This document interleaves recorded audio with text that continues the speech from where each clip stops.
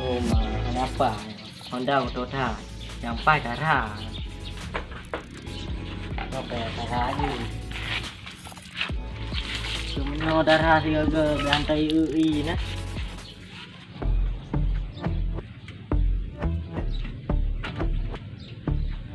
Astaghfirullahaladzim. La ilaha illallah. Uira Honda Bak Melata.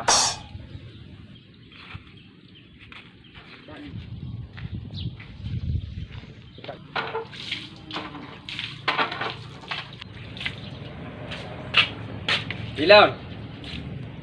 Oi.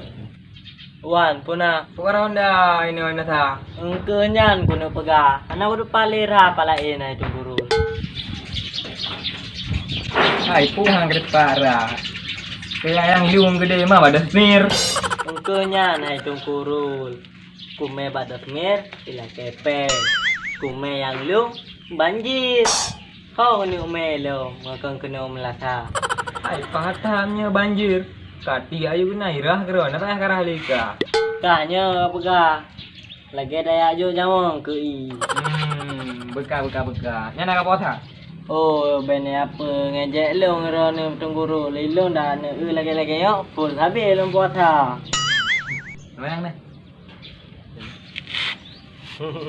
Hana.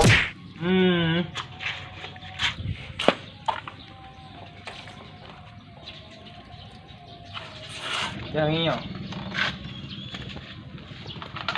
Udah mana?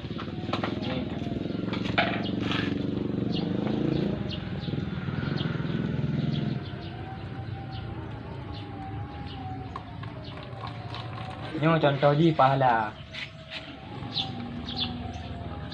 Hah? Hah? Hah?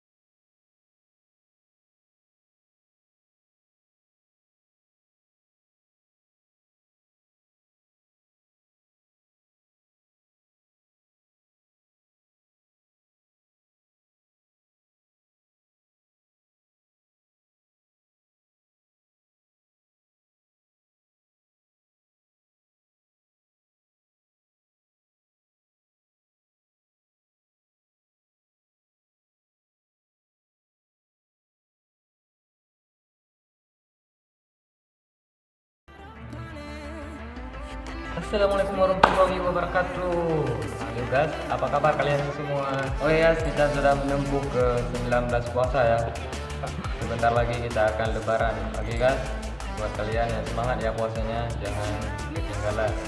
Dan semoga video ini bermanfaat ya buat kalian semua. Jangan puasa doang tapi sholat tidak, jangan ya kawan-kawan ya.